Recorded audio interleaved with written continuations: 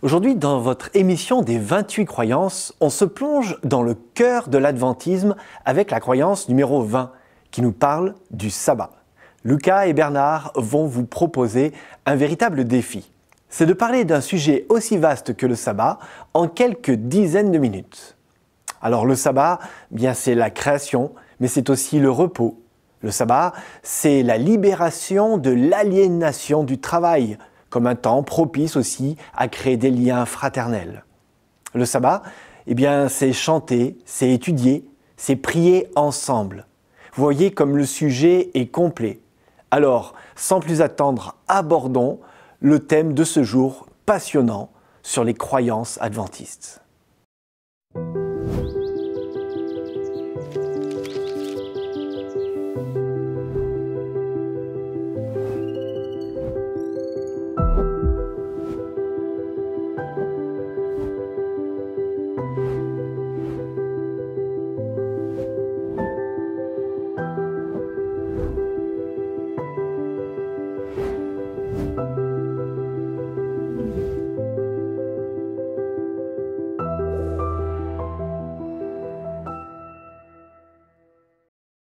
Salut Lucas. Salut. Alors, on continue notre aventure dans les croyances des adventistes du 7e jour.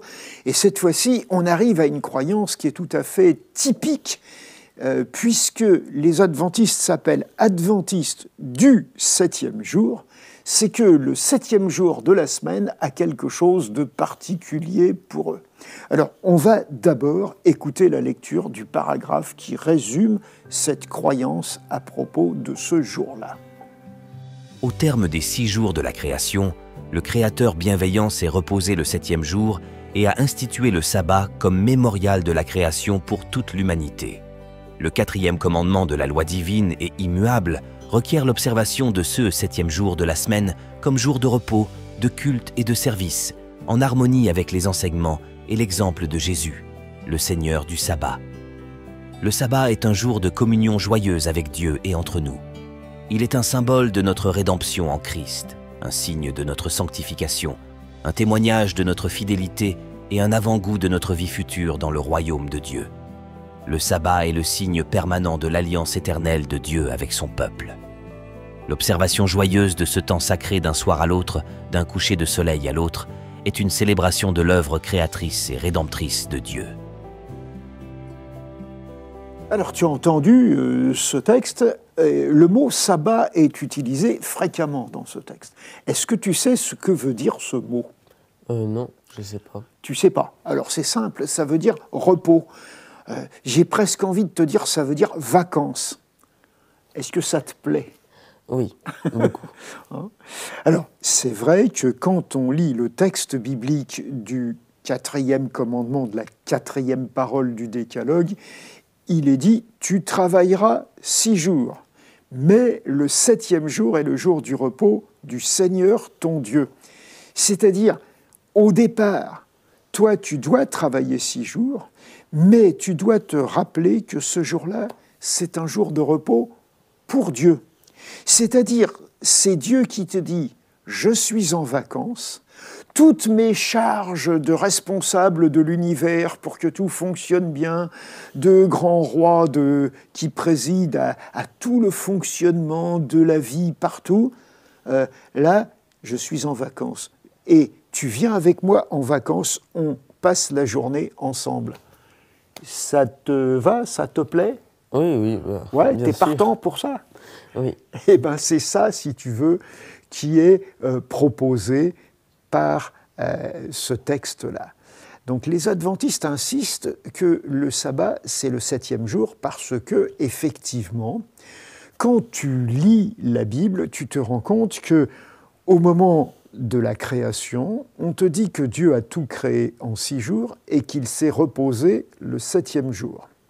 Et d'ailleurs, on va relire ce texte de la Genèse qui explique comment Dieu s'est reposé après cette première semaine de création. C'est dans la Genèse au chapitre 2 et ce sont les 4 premiers versets. Ainsi furent achevés les cieux, la terre et tout ce qu'ils contiennent. Dieu, après avoir achevé son œuvre, se reposa le 7e jour de tout le travail accompli. Il fit de ce 7e jour un jour béni, un jour mis à part, car il s'y reposa de tout son travail de créateur. Voilà l'histoire de la création des cieux et de la terre. Alors, tu vois, c'est intéressant parce que il est évident que tout ce qu'on peut connaître de Dieu ne nous présente pas un Dieu qui se fatigue, qui tout d'un coup est épuisé et a besoin de se reposer. Ah, on n'imagine pas Dieu de cette façon-là. Mais Dieu fonctionne avec ce désir de nous faire comprendre que le rythme de la vie qu'il nous propose, c'est un rythme à 7 jours et qu'on reprend chaque semaine ce rythme-là. Ce rythme à 7 jours ressemble un peu au rythme lunaire, mais pas tout à fait. Tu sais que ce qu'on appelle la nouvelle lune, eh bien, c'est au moment où on ne la voit pas, qu'après ça, il y a le premier quart où la lune grandit, puis il y a la pleine lune, et puis il y a le dernier quart où la lune diminue, et enfin, il y a la nouvelle lune où on ne la voit plus. Et alors c'est vrai que ça dure un petit peu plus de 7 jours, et c'est la raison pour laquelle on a organisé nos années avec des mois pas de 28 jours tous, mais de 30, de 31 jours, et un de 28 jours ou de 29 jours quand c'est les années bissextiles. Et donc, c'est un système compliqué qui n'est pas du tout lié à l'astronomie, mais qui est lié à la volonté de Dieu. Dieu nous dit « Je crois que les êtres que j'ai fabriqués sont faits pour entrer dans ce rythme-là. 6 jours de travail, d'occupation et 1 jour de repos, de détente, un jour de partage, un jour de fraternité particulière où on prend le temps d'être ensemble parce que moi, même si je ne suis pas fatigué, je prends le temps de me reposer avec vous, d'être disponible pour vous et de passer cette journée spéciale avec vous. » Et donc, ça, c'est quelque chose qui peut-être nous paraît un peu artificiel, c'est une décision qui est là, et c'est une occasion de savoir si oui ou non nous faisons confiance à ce Dieu. Aujourd'hui, il y a des gens qui se crèvent et qui travaillent 7 jours sur 7, et qui travaillent même des fois la nuit, plus le jour, qui sont complètement, on dit ça avec un mot anglais, qui sont des workaholics, c'est-à-dire des alcooliques du boulot. Et moi, je ne t'encourage pas à aller dans cette direction. Je t'encourage plutôt à avoir un rythme sain où tu travailles, et certes, ton travail va te permettre de gagner ta vie, de pouvoir être utile, intéressant, d'avoir une activité qui te fasse grandir. Mais n'oublie pas, ça vaut vraiment la peine, 1 jour par semaine, de se détendre, de faire tout autre chose, et en particulier de rencontrer Dieu. C'est la raison pour laquelle, dans l'Église adventiste, on va te proposer de participer à la catéchèse, c'est-à-dire à l'étude de la Bible en groupe le jour du sabbat. C'est la raison pour laquelle on va te proposer de participer à un service de culte où tu vas chanter la gloire de Dieu, où tu vas le prier, mais pas tout seul dans ton coin avec d'autres, et où tu vas entendre une prédication, un message qui va t'encourager à suivre la volonté de Dieu, à vivre avec lui et à profiter des richesses qu'il veut pouvoir t'offrir. Donc c'est ça qui t'est proposé par ce texte sur le sabbat. Et ce qu'on te dit, c'est que ça, c'est une espèce d'anticipation de l'éternité. Il ne faut pas imaginer, il y a des gens qui imaginent que l'éternité, c'est une chaise longue, les pieds en éventail, avec un soda. Ce n'est pas tout à fait ce que disait Jésus.